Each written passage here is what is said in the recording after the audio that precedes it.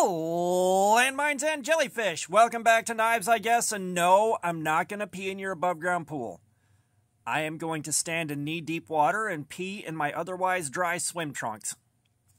That's a joke about being tall. But, guess what, guys? Revenge! So, I did get a short video on this thing. It lasted about a minute, and I needed to show you the sweet, sweet, blissful revenge I got on this Tresson knife. And to quote a quote by an intrepid viewer, Contra009, nobody makes me bleed my own blood. And I cannot begin to tell you, that was an incredibly cathartic moment. One of the more cathartic moments in this channel's history. This is right up there with hitting 2,000 viewers. This is right up there with that first payment from YouTube after waiting so long for AdSense and stuff like that to happen. About as cathartic as getting the electronic scale. It just, oh my God, it felt so, so good. And something about me that you have to understand, okay?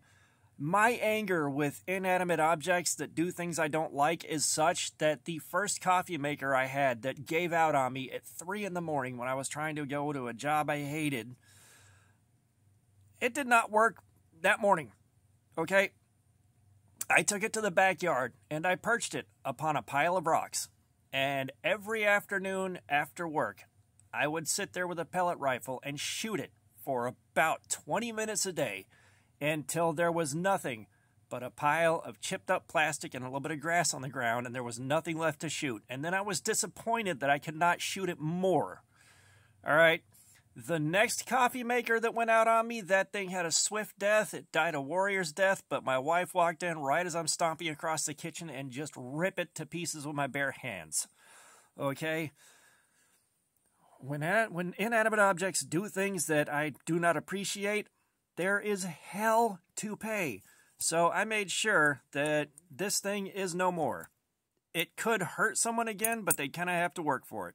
There is just a trace of actual edge left on here, like you could get yourself if you work with it, but it will never open and cut somebody on the way open again. I know guys asked me to throw it out or to break it before I threw it out, and I promised much more extreme revenge. I gave it the most extreme revenge I possibly could. And this will be left somewhere as a monument to the failures of knife makers across China that do stuff like this. I would say it's a warning to those guys, but you and I both know, even if they saw this and understood the gravity of the situation, it would change nothing. I made no difference to the rest of the world, but I made a huge difference to my own heart and soul. So, I wanted to share that with you because I couldn't really stitch this together with the 1-minute video from a few minutes ago. So, all that being said, thanks for looking at the dead remains of my crap. Comments, I love some feedback. Let me know what you think about this cathartic form of revenge. And all that being said, y'all have a nice day.